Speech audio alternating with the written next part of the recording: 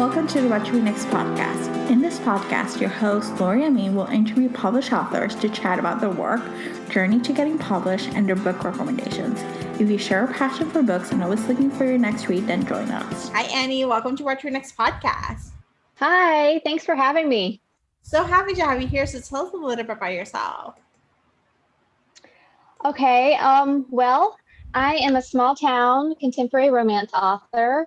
I just finished up my Sweetwater Springs series with Hachette Forever, and I am about to release my new series, which is the Somerset Lake series. I'm also about to break into the young adult romance field next year, so that's very exciting. So I'm branching out a little bit. So I write adult right now, but I'm also going to branch into young adult romance. I love this. So let's chat about young adult novels. That's like a brand new venture. So what inspired you to write a YA novel as opposed to doing some adult romance? Is it just the first kiss, the first love, the experience of identity, trying to figure out who they are, or is it something else? Yeah, well, I like to mix it up a little bit. I kind of have interest in everything. I want to write everything. I want to write suspense and just everything I want to write. Yeah. But I have 3 kids at home, and I also work in the schools as for my day job. Mm-hmm. So I work in elementary school and the high school for my day job. And so I see a lot of young adults coming up, and I get to listen to their conversations, and I'm very interested in that aspect as well. So reaching another generation of romance readers is very interesting to me, and just keeping things interesting to me. Yeah, I like to get my hands in a little bit of everything. I love this. Yeah, I'm someone who reads romance of all ages. I'm like, why romance is great. Even some middle grade, it's cute. All these different things. So I love, reading, seeing authors, breaking into adult romance authors trying to write some YA romance, and getting to hear their voice and experiencing those first things that are so prevalent in the YA reading as opposed to go wonder what is that in our identity? We know who we are, Yeah, and I like the angst of it. They're very angsty and lots of drama, and they're just very different. So I do enjoy that aspect of that generation and that population. Yes. Yeah. Oh my gosh, yeah. So what came first, the reading or the writing? Well, I've been interested in being an author since I was about 6 years old, but I was also very into books when I was very young. So from the time I can remember, I remember wanting my mom to read me books. And I remember waking up early and watching the lady on TV. There was a librarian that came on, and she would read books before the cartoons came on. Mm-hmm. So I have to say probably reading came first, because that's when I discovered books. Mm-hmm. But once I discovered there was actually somebody who wrote the books, that's when I just had to do it myself. So I started trying to write my own little books when I was about 6 years old. So they came hand in hand, but reading came first. I love this. And so you have a great group of author friends around you. That's one thing that Estelle mentioned. And so I'm curious to hear, this writing can be a solitary experience. You have a team of editor and publicists and all these different things, but also just the writing process of so how important was to create a community, and how did you form that? Yeah, it's very important to have other authors around you, because they keep you going, especially when you're first starting out, because there's a lot of, there are some people out there, I'm sure, who, write one book and they're instant bestsellers. Mm-hmm. But for most of us, there's a lot of rejection and a lot of, putting the query letters out, writing books, getting them rejected, and a lot of heartache and heartbreak, and you just have to keep going. So having that author community around you and people who are going through the same thing is very important for not giving up. When I first started out, I didn't have that. So I think I started writing my first book when I was 20. I decided I want to be an author, I'm going to do this. And I didn't have a community at the time. So I went for about 5 years, and I did wind up giving up. But when I came back to it I think I was 29 when I came back to it. I decided to get that community, and I searched out, were there any writing groups in my area? And the closest one to me was 2.5 hours away. So it met once a month. It was the Romance Writers. It was a group from the Romance Writers of America, like one of the little, like there's a group in every state. And this one met in Raleigh. And so that was about 2.5 hour drive for me. But I decided to start going once a month. And that's where I met my critique partner. And so we started getting together, and we were about the same, like we'd been writing for about the same amount of time. And we started critiquing each other's stuff, and just having somebody that's going through the same experience that can, keep you going and keep you inspired. And from there, you find people online, and I formed a nice group of these ladies. There's 5 of us, well, including me, there's 5 of us, and we message daily, and we just keep each other going. We keep each other inspired.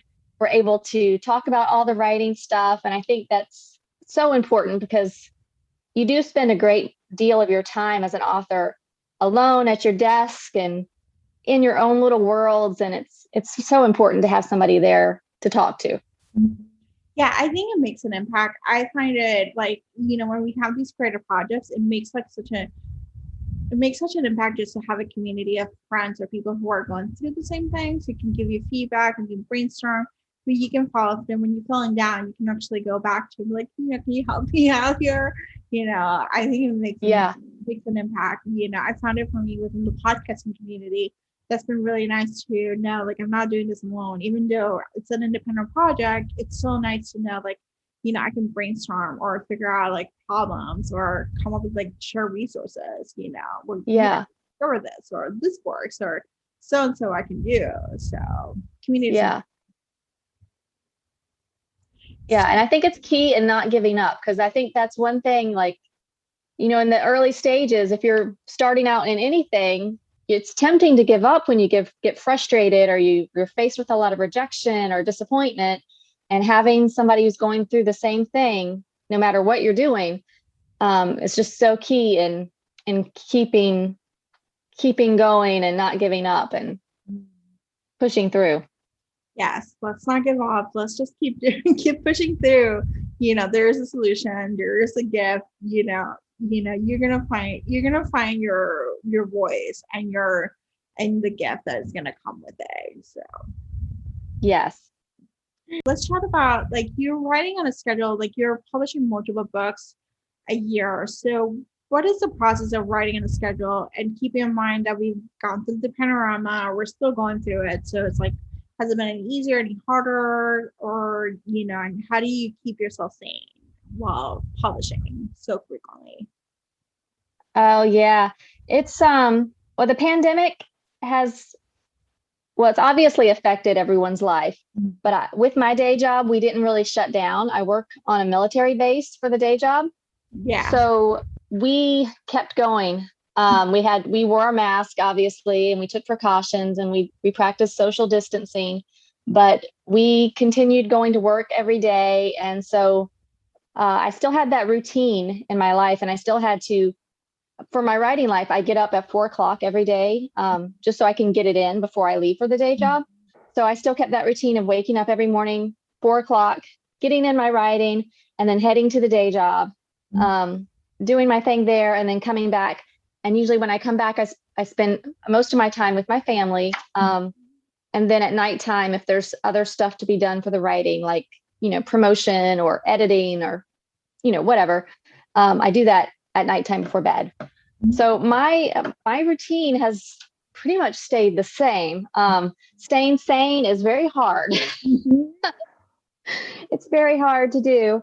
But I think, just making sure you take time for yourself and doing some things that you enjoy that are just for you every single day. I think that's key in staying sane, whether it's pandemic or not pandemic. Yes, I think that's like a make an impact. But I love the fact you have a routine that you get your work done before in the morning. You're a morning person, assuming, and so you get that done, and then the most important thing, you get it done, and then you can move on for the rest of the day, as it unfolds. Yeah. I used to. I had to force myself into being a morning person, because I used to try to push it back until the afternoon. But if you wait until the end of the day for anything that's important to you, you know, it's a lot of times it just won't happen because you never know what's going to happen between the beginning of the day and the end of the day. If something's going to come up, or you have to go to the grocery store, or one of your children needs to go to the doctor. So I find that if you need to get something done, it's best just to get it done first thing in the morning and prioritize it and make sure it gets done. Yes. So, yeah. Yes, I hear you completely. So let's chat about your new series. The Summer Cottage is the first book in the series. So what is the elevator pitch and what can readers expect from reading this series? Well, the elevator pitch is this is kind of a spinoff from my Sweetwater Springs series, because the last book in my Sweetwater Springs series, book 7, had the best friend. She moved at the end. She needed a fresh start. So she's the heroine in the first book of my Somerset Lake series, and she needs a fresh start. So she moves to Somerset Lake. She's trying to get away from the cloud that's hanging over her from her ex's crimes. Her ex went to prison for some crimes, and she kind of had that cloud around her, and she wanted to get away from it. So she moves away, and she is the property manager of the Somerset Cottages. And the owner of the Somerset Cottages is an older lady, and her grandson is there for the summer. And he is suspicious of my heroine. His grandmother has been hurt by strangers in the past. In his mind, she's easily manipulated or fooled, and he wants to make sure that the heroine, Trisha, has his grandmother's best interest at heart. So he's trying to figure out what Trisha's backstory is, what she's hiding, because he can tell that she's hiding something. And my heroine is trying to hide her past because she doesn't really want to tell everybody in her new town that, you know, her ex was a con man that robbed a bunch of people out of a bunch of money, and she just doesn't want that stigma. So she's hiding something, and the hero's trying to uncover it, and that's kind of the plot. But while they're at it, they fall in love. And so I'm introducing the readers to my new setting of Somerset Lake, and it's also a mountain town set around a lake. It's a small town because that's just my thing. I really love small town environments, and I'm really excited about it. It's got a lot of quirks to it. I love the little quirks of a small town. And that's basically it. There's also dogs. There's lots of dogs in my Sweetwater Springs series, and there will also be lots of dogs in this series. I think dogs make life better. So one of the things is that your books are set in North Carolina. So North Carolina is a setting, like it's small town, but you're set in, you know, North Carolina, which is like a really beautiful state. What do you love about writing, and how does the setting inspire the new series? Well, I love writing North Carolina. That's my hometown. That's my state. I like that you can, you know, one side of the state is the beach and one side of the state is the mountains. And I like that you can pretty much get any weather that you want. You can have snow in North Carolina. You can have rain, hot weather. It's just a mix of everything. And I just really like North Carolina. I might be partial because I've lived here my whole life. But they say write what you know, and I definitely know North Carolina. Yeah. So, and I think setting's just really important as far as having a place that readers want to return to. So I think creating a setting that readers can enjoy and want to keep returning to, it's almost like a vacation for them that they feel familiar with. I think that's important. Yep. And so do you keep a series Bible? Like, how do you keep track of all the characters, all the characteristics, and all the different things, you know, since you're writing a series, like a long series? Yeah, that's something I wish I would have done for my Sweetwater Springs series, because that one was 7 full novels and I think 3 novellas. And I didn't keep a series Bible because I didn't realize it was going to go that long. And so I said for my next series that I definitely would keep a series Bible. And I'm already on my 3rd book, and I've already written 1 novella in it, and I haven't yet started my series Bible. So, so I'm relying heavily on my memory. But I do have to say that I kind of live in these worlds. I wake up at 4 o'clock in the morning and I I go to Somerset Lake, and I rely on my memory because they feel so real to me. So I don't have a series Bible, but it's an author goal of mine. But as far as keeping track, I just keep track because I feel like the characters are real to me. You know, if you spend so much time with them, I know the streets by name, and I kind of know where things are in my town. But that's how I'm doing it. I'm kind of winging it. That's okay. Yeah, it's totally. I'm always curious because like it's such a like integral process of like when you write, and then you like realize like, oh my gosh, I have all this world building. And I think Yeah. the world building has spilled over from Sweetwater Springs to Summer Cottage. Like it's a bigger universe that you're creating. You're Yeah. creating a Marvel universe. Yeah. I need to sit down and put it in a series Bible, though, in case I ever need to go back to, one of these towns. I'm sure my memory will fail me at some point. Yeah. Well, it's a long-term project that you can actually, set it aside for the future to get done. Yes. So you mentioned you already have written a couple of books in the series. So what can we expect for the rest of the series? Yeah, the Summer Cottage comes out this coming week. And then my Christmas book is called The Christmas Village, and that comes out in October. And that one's going to be my first book in trade size. So I'm super excited about that. And that one revolves around a neighborhood that has a Christmas decoration contest. And that was a lot of fun to write. And right now I'm doing book 3, and that's called True Love Bookshop. And that revolves around the bookstore in the town.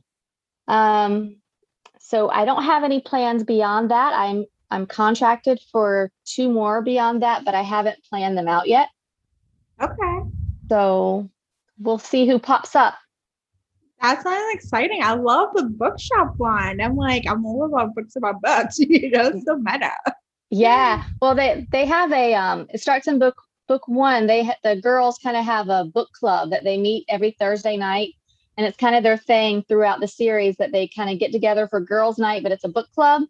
So that becomes a strong theme in book 3, which is at the bookstore. So it's kind of fun. It's kind of a fun book. I love this. So book recommendations, do you have any for us? I've been chasing a lot of deadlines lately. So most of the books that I've been reading I've actually been listening to them on Audible. And I guess that counts as reading in my head. It is reading. Yes, it is reading. Well, one that I cannot say enough about. I just finished my first Christina Lauren book, and I am now a huge fan of Christina Lauren. I had no idea. I was blown away. So I finished. It was called In a Holidays, and I loved it. Just loved it. So that's one that I'm gushing about these days. I am now a Christina Lauren fan, and I'm reading her next one, or not her next one, but another one that I was recommended. It's called The Honeymooners. Have you read that one? I read. So I read pretty much all Christina Lauren's backlist. So I can send you a list of rankings of where I am and my own stuff. But I would say The Honeymooners is delightful. I really love the newest one, The Soulmate Equation, which is about genetics, a dating app. It's so cute. I think you'll enjoy that one too. Yeah, I really want to read that one. I have had my eye on that one. So I'm finishing up The Honeymooners right now, and it's so cute. I love it. So I think I'm going to go through her entire backlist. It's really cute. And I really enjoyed Catherine Center in the last year. So I'm also a huge fan of hers. And since I am breaking into the young adult genre, I've been listening to some young adult, and I just finished up one that's called 11 Paper Hearts by Kelsey Hartwell. And it was super cute. Super cute. I loved it. I love this. For young adult, I would say you should read some Morgan Matson. I like her writing a lot. She has a town set up in Connecticut, and so she has like Easter eggs in her books. So there's like some Easter, like basically like the town. It's a small town in Connecticut. It's called Sandwich, based on Greenwich, Connecticut, and it's like really delightful just to read, like to see the characters grow in different places when they come up. So if you're looking for that, and it's an Audible, I think they're on Audible Plus. You might be able to get some of the books from there. Okay. Awesome. Well, I'll have to check it out. Because yeah, Yeah. I am devouring some young adult these days as well. Yeah. Yeah, I really love young adult novels. Like I love them in audio. Tweet Cute is delightful if you haven't read it. It's about competing tweet they're competing businesses like restaurant businesses, and the kids are running their social media, and they're having a Twitter fight, but then everyone's shipping them for them to get together, and it turns out they were in the same school and they don't know they were talking to each other on a different app. Oh, And it's that's like cute. it's so cute. I listen to the audio. It is delightful. So yeah, some cute young adult novels. They're like fun. So Yeah, cute. awesome. So tell us where we can find you online. Well, I mostly like Instagram and Facebook. I'm on Twitter too, but Instagram and Facebook are my places. So I am Annie Rains Books. So the @ Annie Rains Books. That's where you find me on Instagram and Facebook. And then I also have my website, www.annierains.com. So Awesome. easy peasy. Yay! Thank you, Annie, for being on the show. Thank you so much for having me. This was fun. If you enjoyed this podcast, feel free to share with friends, subscribe, rate, and review the show. This is the easiest way to support the podcast. For book recommendations, author interview archives, and other fun book resources and tips, please visit WhatchReNextBlog.com. The Watch Read Next podcast is part of the Frolic Network. To discover new shows to listen and love, please visit frolic.media/podcast. Thank you so much for listening and have a great day.